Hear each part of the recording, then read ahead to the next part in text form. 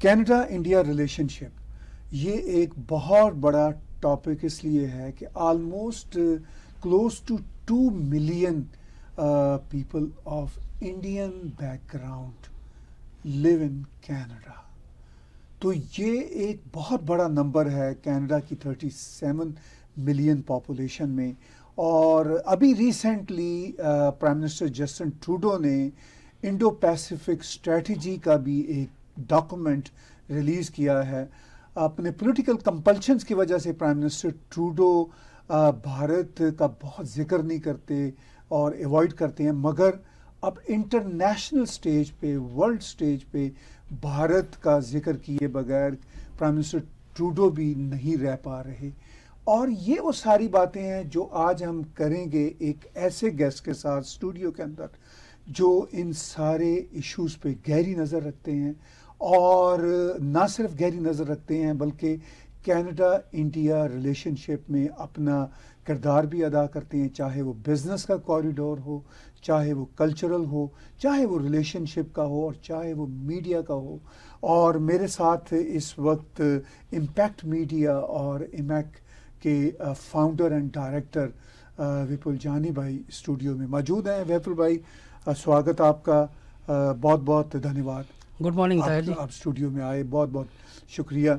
मैंने थोड़ा सा परिचय बांधा, मैंने कहा कि ऑलमोस्ट 2 मिलियन के करीब, हाँ जी, 37 मिलियन टोटल पॉपुलेशन में हम लोग रहते हैं। हाँ। अगर भारतीयों को छोड़ के अगर आप साउथ एशियन को भी डालें, जैसे बांग्लादेशी, श्रीलंकन, पाकिस्तानी, तो 1 मिलियन ये भी, बल्कि ओवर 1 मिलियन ये भी बन जाते हैं। हाँ, जो कि सब के सब हम भारतीय हेरिटेज के हैं। हाँ हाँ, जो मर्जी अपने आप को कहें, अपने बारे में झूठ बोलें, जो मर्जी कहें, तो we are almost 3 to 4 million people, Right. Just 37 million हाँ, population and growing every year.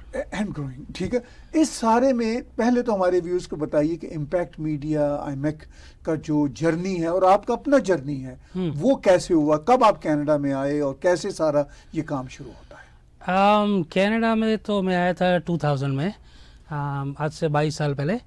सो काफ़ी अलग था उस वक्त। तो पॉपुलेशन इतनी नहीं थी, पॉपुलेशन इतनी सिग्निफिकेंटली विजिबल भी नहीं थी, इतने ज़्यादा अपने कोई टेम्पल्स वगैरह नहीं थे, बिजनेस कम्युनिटी भी इतनी स्ट्रांगली रिकग्नाइज नहीं थी, एसोसिएशंस इतने शायद ज़्यादा नहीं थे। सो उसके बाद ये काफ़ी ग्रोथ होना शुरू हुआ। अभी पिछले 5-7 साल से तो आप स्टूडेंट ले लो या स्किल्ड इमिग्रेंट ले लो, जो आज इमिग्रेंट्स कनाडा में आ रहे हैं उसमें ज़्यादातर अभी शायद इंडिया इज़ एट नंबर 1, और ये ट्रेंड आने वाले भी 20 साल तक रहेगा, क्योंकि कनाडा को चाहिए स्किल्ड इमिग्रेंट्स, इंडिया के पास काफ़ी है to provide. So it works for both Canada and India. तो मेरा खुद का तो जर्नी 2000 से स्टार्ट हुआ कनाडा में। बैकग्राउंड वैसे मेरा मीडिया से है। आज करीब 1989 से मैंने स्टार्ट किया था टाइम्स ऑफ इंडिया से, तो 89 से लेके आज तक 33 इयर्स नाउ। और प्रीवियसली मैंने इंडिया टुडे के साथ भी काम किया, टाइम्स ऑफ इंडिया के साथ भी काम किया, कुछ और पब्लिकेशंस में काम किया। 3-4 साल में ईस्ट अफ्रीका में रहा, नैरोबी में, केन्या में, तो वहाँ पे भी केन्या, युगांडा के कुछ पब्लिकेशंस के लिए मैं लिखता था। और 22 साल में से करीब 17-18 इयर्स मेरे खुद के न्यूज़पेपर्स थे कनाडा में। तो मेरा इंग्लिश का भी न्यूज़पेपर था, गुजराती का भी था, एक पूरा मेरा रेडियो का भी शो हुआ करता था, एक कम्युनिटी डायरेक्टरी में करता था, एक बिजनेस डायरेक्टरी भी थी। And then I was a member of several Indo Canadian organisations. Panorama India में भी था एक टाइम में, ब्रीफली एज ए डायरेक्टर। तो काफ़ी कल्चरल एक्टिविटीज़ की, मीडिया रिलेटेड काफ़ी काम किया। एंड देन दी जो डाइवर्सिटी मीडिया बोलते हैं या एथनिक मीडिया जिसको बोलते हैं, सो उसके situation started changing, not for the better, 2012 के आसपास। And then it became a bit of a challenge to sustain the quality. और मैं हमेशा ऐसा मानता हूँ कि कोई भी चीज़ जो करो वो दिल से करो, अच्छी करो, अगर ना कर सको तो फिर कुछ और करो, रादर देन कॉम्प्रोमाइज़ आपके एथिक्स या आपकी वैल्यू सिस्टम, उसमें ना आपका फ़ायदा है ना किसी और का फ़ायदा है. And then you can't face yourself in the mirror. At the end of the day, at the beginning of the day, मैं जब मिरर में देखूं तो मुझे शर्म नहीं आनी चाहिए कि मैं क्या कर रहा हूँ. So it was getting to that point कि जहाँ पे बड़ा मुश्किल हो रहा था एक क्वालिटी जर्नलिज्म को मेंटेन करना. So then it was a very hard decision, and I decided to sell the newspaper and move out. So that's what I did in 2015.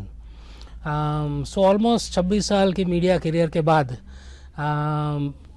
एक करियर का एक पीरियड आता है हर एक की लाइफ में. सो 2015 में वो मेरा फेज था. And then I was just staring in a black hole कि अब क्या करें. कुछ और किया नहीं लाइफ में कभी. तो मुझे 1-1.5 साल लगा. कई बीच में मैंने 1-2 और भी कुछ और कोशिश की. रियल एस्टेट का लाइसेंस लिया, मॉर्गेज का लाइसेंस लिया, पर कुछ जम नहीं रहा था. सो as they say once a journalist always a journalist. तो कुछ दिमाग में बैठ नहीं रहा था क्या करें, वेयर आई कैन कंट्रीब्यूट, कुछ अपने लिए भी मीनिंगफुल काम हो. And then an opportunity came to work for a Indo Canadian organisation. And then I joined them. तो 2 साल मैंने वहाँ पे कंट्रीब्यूट किया. अभी I don't want to get into those names वगैरह, but that brought me back to my strength, which was working with business leaders, political leaders, and showed me a way forward कि this is what I am made for. Maybe जो हुआ शायद अच्छे के लिए हुआ. कि अगर आप लाइफ में कुछ डिफ़िकल्ट फेस नहीं करते हैं तो then you are stuck with the status quo. इंसान अपनी लाइफ में इतना एडजस्ट हो जाता है कि उसको आगे का कोई दिखता नहीं है. You don't challenge your self, और आपका ग्रोथ भी नहीं होता फिर. आप उसी सर्कल में घूमते रहते हो, आपके बिल्स पे हो रहे हैं, बट उसमें कोई लॉन्ग टर्म का कोई गेन नहीं है किसी को. एंड देन आई सेड चलो एक हिसाब से जो अच्छा हुआ, बिकॉज काफ़ी मैंने मार भी खाई लाइफ में. एक्सपीरियंस भी कम था, कोई गाइड करने वाले नहीं थे. So I learned a lot by making mistakes, so I am much more richer now in terms of experience. So 2018 से I have been focusing primarily on the Canada-India corridor. तो उसके अंडर में I do a lot of conferences, round tables, events. I host delegations also. अभी recently जो अपने India के नए high commissioner आए हैं कनाडा में, मिस्टर संजय कुमार वर्मा, तो उनके लिए हमने एक वेलकम रिसेप्शन किया था ब्रैम्पटन के लायन हेड गोल्फ क्लब में, which was very well received. More than 110 people participated. तो अभी ये स्पेशली IMEC के प्लेटफॉर्म में I been doing it under since 2019. Company same company है since 2000. I renamed it in 2019. तो पिछले 4 साल से I would say I am very privileged, very honoured कि आज ऐसा सिचुएशन 4 साल के बाद क्रिएट हुआ है that practically anyone that I invite, they most of them participate. चाहे वो कैबिनेट मिनिस्टर्स हो, अलग अलग कैनेडियन प्रोविंसेस के डेप्यूटी प्रीमियर्स हो, मेंबर्स ऑफ पार्लियामेंट हो, MPPs हो, सिटी काउंसिलर्स हो, रीजनल काउंसिलर्स हो, हाई कमिश्नर्स हो, कॉन्सल जनरल्स हो, even US ambassadors, government of India से भी कैबिनेट मिनिस्टर्स, बैंक्स के, लार्ज बैंक्स के प्रेसिडेंट CEOs, ऐसे बिजनेस ओनर्स जिनका 100 मिलियन 200 मिलियन में टर्नओवर्स हैं, मोर देन दैट. सो जैसे जिसको हम in short movers and shakers बोलते हैं, most of them now participate very regularly at all IMEC events, roundtables, conferences. So it feels very good, and I am very happy that I am back at doing what I love to do, and now I can see some positive contributions also happening because of that. जी, आपने बहुत अच्छे ढंग से हमें बताया जो आपका journey रहा उसके कॉन्टेक्स्ट में. आपने बताया कि 2000 में आप आए, तब कम्युनिटी भी कम थी. मुझे भी याद है, मैं भी 1998 में इस देश में आया. तो इस तरह के वो जो हमारे नंबर्स थे या इस तरह की जो हमारी एक्टिविटीज़ थी वो नहीं थी. अभी आपने हाई कमिश्नर जो भारत के हमारे यहाँ पे नए आए हैं, संजय कुमार वर्मा जी, उनके साथ किया. एंड थैंक यू, आपने हमें भी इनवाइट किया. हम भी वहाँ पे थे और वो बहुत बढ़िया इवेंट था. Thank you. जो वहाँ पे बातें हुई, मैं उन्हीं बातों को थोड़ा सा आगे लेके चलता हूँ। वो आपके IMEC का एक तरह से एजेंडा है, कनाडा इंडिया कॉरिडोर। आपने कहा कि सभी वॉक्स ऑफ लाइफ के लोग, बिजनेस के हों, पॉलिटिक्स के हों, वो आपके यहाँ आते हैं, बात करते हैं। अब जो इस वक्त हमारा नंबर है, एटलीस्ट 2 मिलियन तो है ही है, राइट। और हमारे बैकग्राउंड के जो लोग हैं साउथ एशियन, उनका 3 to 4 मिलियन नंबर है यहाँ पे। तो यहाँ की पॉलिटिकल कंपल्शंस भी हैं। मैंने अपने परिचय में कहा था, प्राइम मिनिस्टर ट्रूडो का अपना वोट बैंक है, उनकी अपनी सोच है। इससे पहले प्राइम मिनिस्टर हार्पर थे तो उनका एक डिफरेंट था स्टाइल, और अब फिर प्राइम मिनिस्टर ट्रूडो भी ट्रबल में है। देखेंगे आगे जाकर कि 2025 के इलेक्शन में क्या होता है। तो इस सारे कॉन्टेक्स्ट में ये बताइए कि इस वक्त कनाडा और इंडिया के जो रिलेशनशिप है, उनके राह में क्या रुकावटें हैं, और क्या उन दोनों कंट्रीज के, चूंकि हम लोगों का दोनों देशों से ताल्लुक है, राइट, ठीक है, we own both civilisations, both countries. तो क्या रुकावटें हैं और क्या अच्छा भी चल रहा है, थोड़ा सा हमारे व्यूअर्स को ये भी बताइए।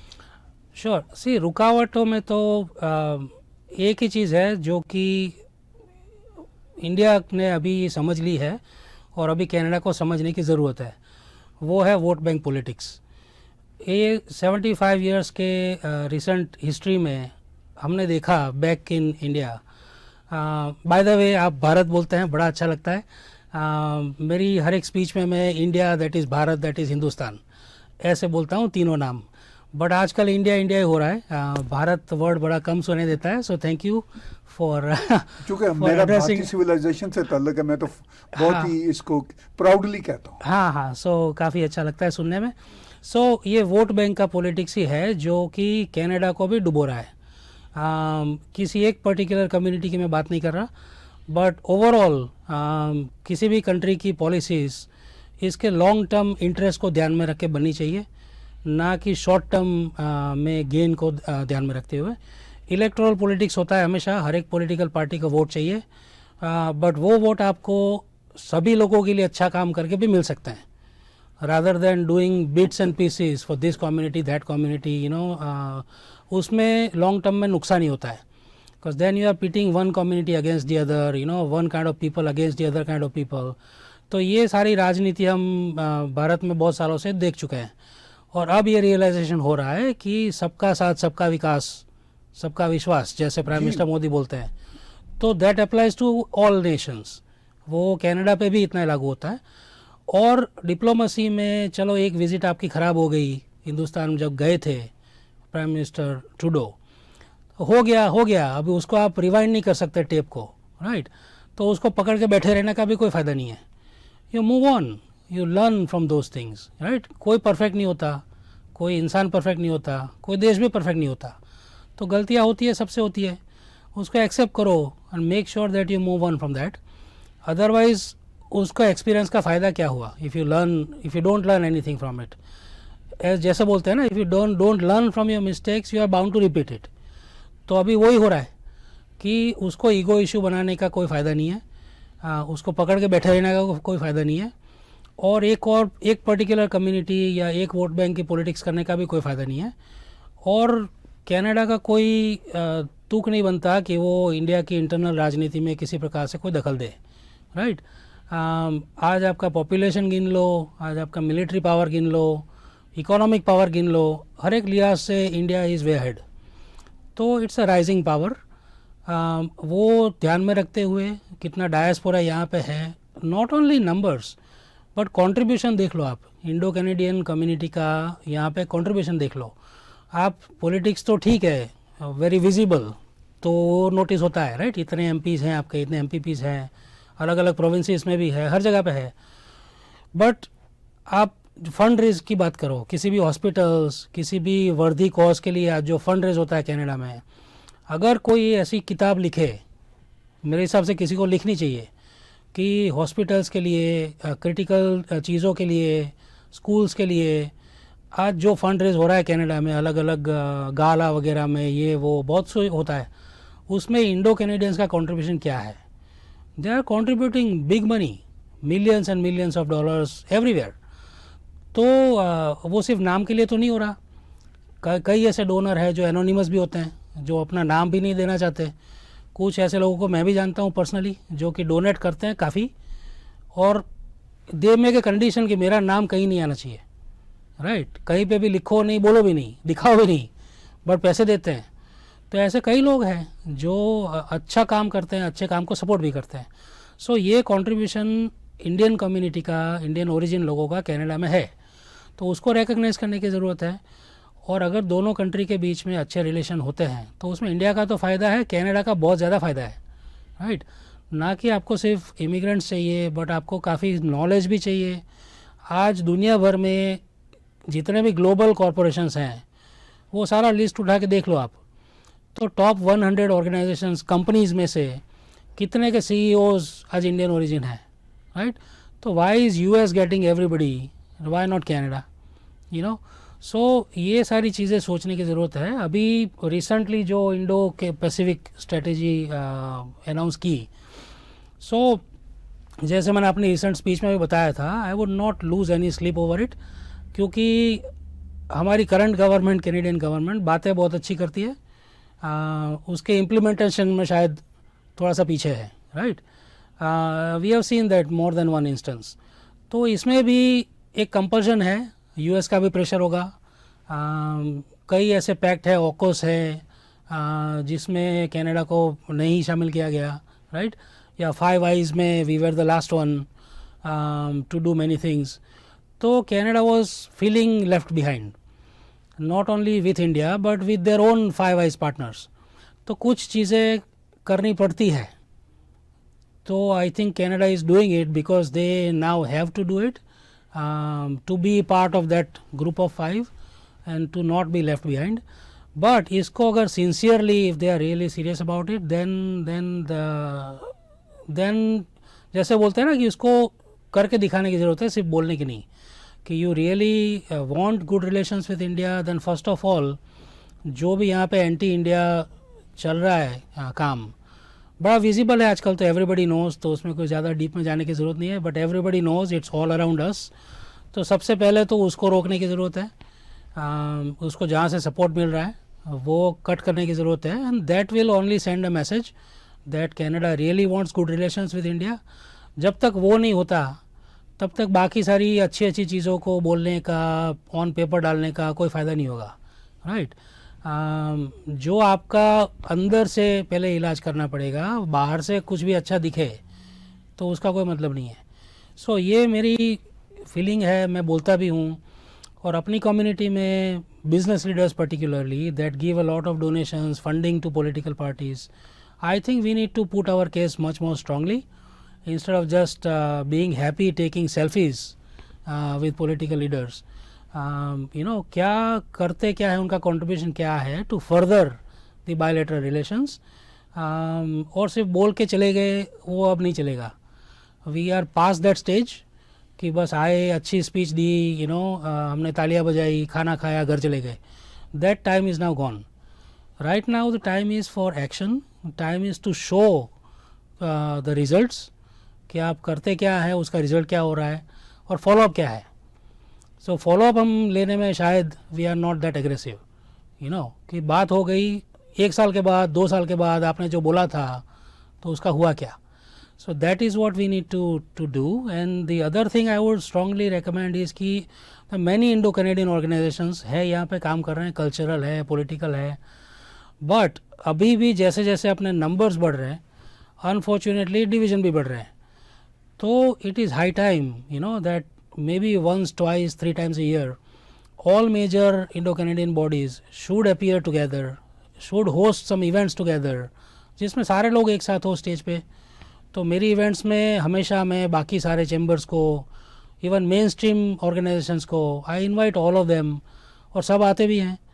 तो मेरा कोई ऐसा ईगो इशू नहीं है, मुझे कोई इन्फीरियरिटी कॉम्प्लेक्स नहीं है, राइट। क्यों हम ऐसे अभी भी सोचते हैं कि ये मेरा ऑर्गेनाइजेशन, ये आपका ऑर्गेनाइजेशन, यू नो, तो एक दूसरे को हमेशा कंपटीशन क्यों सोचते हैं। Why can't we do a few things together, कि इसमें क्या नुकसान हो जाएगा किसी का।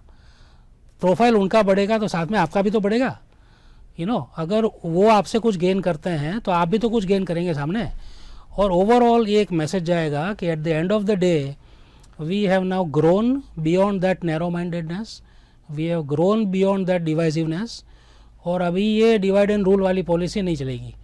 You know, at the end of the day we see where the larger interests are, not just for India but for us and for our kids, second generation. So I would say अभी Canada India relations finally maybe by compulsion और ये Titanic sort of, Titanic तो नहीं बोलूँगा because उसका तो and बड़ा ख़राब हुआ था, but is a large ship which is now seems that it is now being forced to turn slowly towards more positive relations, or whatever we as a community can contribute, I think we should contribute in any way possible, by bringing people together, by talking about it publicly, openly, bluntly sometimes, not worrying about कि किसको क्या लगेगा.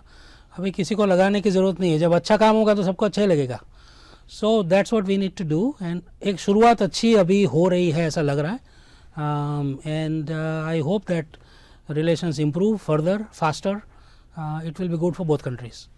देखिए बात ये भी बड़ी important है विपुल भाई, जो मैं ऑब्जर्व करता हूँ वो बात ये है कि हमारे बारे में जो परसेप्शन है मेन स्ट्रीम मीडिया का और पॉलिटिकल पार्टीज़ का और पॉलिसी मेकर्स का, वो अनफॉर्चुनेटली टू फोल्ड है.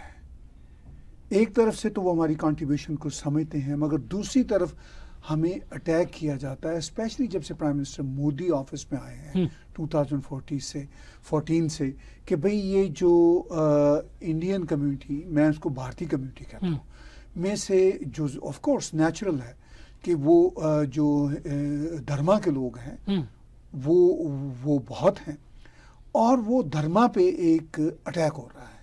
I call myself I am a Hindu born in Muslim faith, because ये मेरी आइडेंटिटी है. हमें अपनी आइडेंटिटी के बारे में शाय नहीं होना चाहिए. राइट.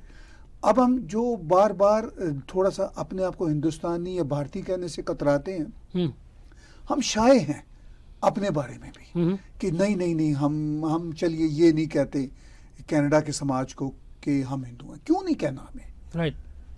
हमें गर्व से कहना है. हाँ, आपकी आइडेंटिटी है वो. मैं ये कहता हूँ गर्व से, और ये आइडेंटिटी कोई छोटी आइडेंटिटी नहीं है. राइट.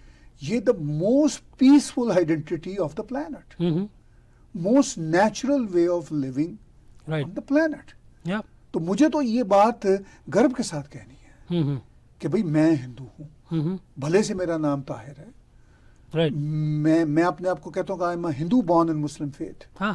ठीक है, Islam is a faith club, but my identification, my civilisation is a Hindu civilisation. अच्छा, ये बात क्या हम और आप जैसे जो ऑर्गेनाइजेशंस हैं एस्टैब्लिश करना चाह रहे हैं? क्योंकि हमें डेमोनाइजेशन बहुत दिखती है. राइट. हमारे खिलाफ आते, तो क्या हमें ये एस्टैब्लिश करनी चाहिए और कैसे करनी चाहिए? इसको सी अपनी आइडेंटिटी को एस्टैब्लिश करने की ज़रूरत नहीं होती है. As long as you are not shy in identifying yourself, तो एस्टैब्लिश तो अपने आप हो ही जानी है. लेकिन हम शाय कर रहे हैं ना. कर रहे हैं, बट वो इंडिविजुअली होगा, मतलब कलेक्टिवली आप नहीं कर सकते. सारी कम्युनिटी को आप एक साथ खड़ा करके नहीं बोल सकते कि सब बोलो हम हिंदू हैं, मुस्लिम हैं. वो होगा नहीं और होना भी नहीं चाहिए. Religion is an individual matter, तो वो सबके ऊपर ही छोड़ देना चाहिए. वो अपने मैं इसलिए विपुल भाई आपको टोक रहा हूँ कि बहुत सारी कॉन्फ्रेंसेस हो रही हैं. Right. जो हमारा मेन स्ट्रीम का मीडिया है, मेट्रोलैंड ग्रुप है, जो वो बाकायदा टारगेट करके, कलेक्टिवली टारगेट करके लिख रहे हैं. अब ये इसमें फेथ इंडिविजुअल मैटर नहीं रहा. राइट. जब वो हमें कलेक्टिवली टारगेट करके हमारे खिलाफ जा रहे हैं, तो हमें भी फिर कलेक्टिवली अपनी आइडेंटिटी के बारे में असर्ट तो करना होगा. अब इसमें एक दो चीज़ें मैं कहना चाहूँगा. जो आपने नाम मैं किसी मीडिया हाउस का या किसी का नाम नहीं ले रहा, बट एक फैक्ट ये भी है कि आज जहाँ जहाँ पे भी एंटी हिंदू, एंटी इंडिया जो भी प्रोपेगेंडा चल रहा है, अब ये सारे ऑर्गेनाइजेशंस या कंपनीज या मीडिया हाउसेस जो भी है, even academic institutions, there are many of them, जहाँ पे ये सारा गार्बेज चल रहा होता है, उसके फंडर्स कौन है?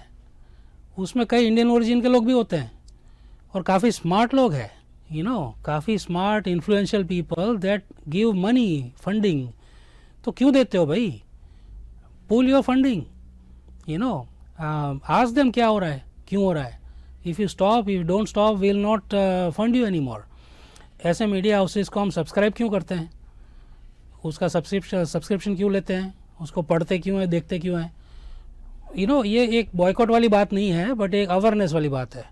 यू सी कि the day you stop supporting them either by subscribing to them और बाय फंडिंग देम, तो अपने आप ये मैसेज जाएगा कि अब ये नहीं चलेगा. सो ये इंडिविजुअल अवेयरनेस की बात है. और कॉरपोरेट लेवल पे मैसेज ज़्यादा जल्दी जा सकता है, because when the check stops people notice, right. तो वो पहले वो चेक स्टॉप करने की ज़रूरत है जहाँ जहाँ पे ये फंडिंग हो रही है, at least by our own people. तो उसमें अपना फ़ायदा मत देखो कि मेरा नाम उधर लगा है, मेरे नाम का बोर्ड लगा है, but at what cost, so that is what we have to see, especially in academic institutions और media houses, जहाँ जहाँ पे भी पब्लिक ओपिनियन को इन्फ्लुएंस हो सकता है, उसको जो भी हमारी कम्युनिटी के लोग फंड कर रहे हैं, they need to take stock कि उनके फंडिंग का यूज़ क्या हो रहा है, कैसे हो रहा है. Is it positive use, is it use for some agendas, furthering some agendas, and then you have to put a stop to it.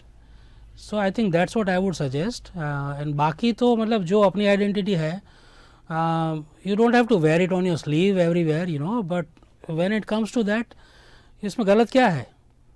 अगर आप बोलते हो हाँ भाई मैं इंडियन ओरिजिन से हूँ, भारत से हूँ, या हिंदू हूँ या मुस्लिम हूँ, तो दैट्स अप टू यू. किसी को क्या फ़र्क पड़ता है? हमें किसी का सर्टिफिकेट क्यों चाहिए? अगर हम बोल रहे हैं कि no, India has arrived, this is our century, तो हमें किसी का सर्टिफिकेट क्यों चाहिए? मुझे तो कभी किसी का सर्टिफिकेट नहीं चाहिए कि तुम अच्छे हो, बुरे हो, ये हो, वो हो. I know what I am and I know what I am capable of. तो अपना काम बोलता है ना. इंडियन कम्युनिटी का काम कनाडा में बढ़ चढ़ के बोल रहा है आज. तो be proud of it and be proud of your identity also. हमें अननेसेसरी हमेशा गोरे लोगों का सर्टिफिकेट चाहिए होता है. अगर 100 लोग अपने ही लोग तारीफ़ करेंगे तो उसका कोई फ़ायदा नहीं है. अगर 5 गोरे लोग तारीफ़ करें तो हम हाँ we have arrived. So that mindset has to change. Everybody is equal. I don't look at people as black, white, this, that. It's a human being. So be true to yourself. Then only बाकी सारी चीज़ें बाद में आती है.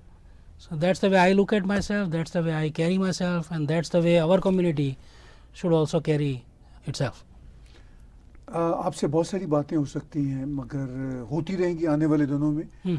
हर show का एक वक्त होता है, लेकिन आज के शो में आखिर में मैं आपसे जानना चाहूँगा कि जो काम आप कर रहे हैं, जिस तरह इस्टेब्लिश कर रहे हैं या इस्टेब्लिश करने में हेल्प कर रहे हैं दोनों देशों के तल्लुकात को, और इतने बड़े नंबर्स हमारे यहाँ पे रहते हैं, उन नंबर्स के कॉन्टेक्स्ट में हमारी जो यहाँ पर कॉन्ट्रीब्यूशंस हैं उनकी अप्रिसिएशन के कॉन्टेक्स्ट में आप ये बताइए कि आने वाले जैसे कहते हैं फ्यूचर करीब में, फ्यूचर में आपको क्या दिखता है कि हम कैसे अपने आप को as community in politics, in media, in business और कैसे इस्टेब्लिश कर सकते हैं. और यहाँ पर मैं एक दूसरा सवाल भी जोड़ता हूँ कि हमारा मीडिया नैरेटिव जो है यहाँ पे वो वीक है बहुत.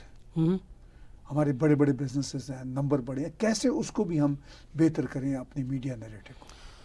मीडिया का जो कि मेरा खुद का भी मीडिया का बैकग्राउंड है 30 साल से 30 इयर्स प्लस, तो जो मेरा एक्सपीरियंस है वो ये है कि जब मैंने स्टार्ट किया था 1989 में, उस टाइम पे मीडिया को एज ए बिज़नेस नहीं देखा जाता था. It was looked upon as a social responsibility. जो सही चीज़ है वो लोगों के सामने लाए, ऐसा व्हीकल के रूप में देखा जाता था.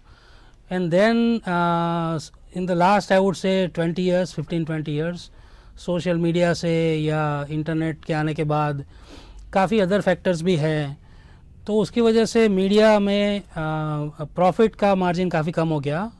Most are running in losses, but उसको इस तरीके से देखना भी नहीं चाहिए. सो आई थिंक ये प्रॉब्लम तब होती है जब media is always struggling to survive.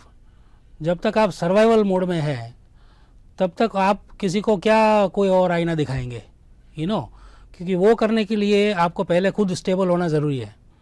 जब तक आपको खुद का नहीं पता कि ये नेक्स्ट फ्राइडे का मेरा प्रिंटिंग का बिल कहाँ से आएगा, यू नो, या मेरा स्टूडियो का खर्चा कहाँ से निकलेगा, तो आदमी क्या किसी के पीछे जाएगा. सो ये investigative journalism has become a luxury this days. और जो कॉर्पोरेट फंडिंग आती है तो उसकी वजह से भी कई बार आपकी ज़ुबान चुप हो जाती है, क्योंकि आप ना कुछ इतना बोल सकते हो ना कुछ दिखा सकते हो, राइट.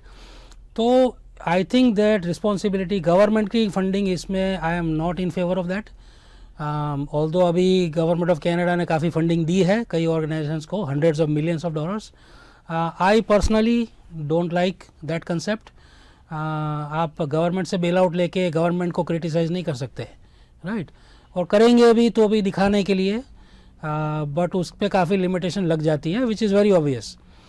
तो आई वुड सजेस्ट कि करने की ज़रूरत शायद ये है कि may be if not one corporate house, may be a few corporate houses can create a pool and contribute to that pool rather than investing directly in a particular media company, you know, कि आप एक fund बनाते हो that will fund the other media companies, चाहे वो TV हो, चाहे newspaper हो, रेडियो हो, so that they are not influencing any particular media house but they are also supporting all the media houses in general, you know. तो उसमें आपका independence भी बना रहता है, उसमें आपको फंडिंग भी मिलती है, you can do your job fearlessly कई बार. और ये भी होना चाहिए कि मीडिया हाउस को भी पता नहीं होना चाहिए कि मुझे फंडिंग कहाँ से आ रही है. दे शुड नो कि it's a fund, you know, supported by 5, 10, 15 companies, but किस कंपनी ने कितना दिया वो इतना ज़्यादा हर एक मीडिया कंपनी को बताने की शायद ज़रूरत ना हो, otherwise it will influence the reporting also.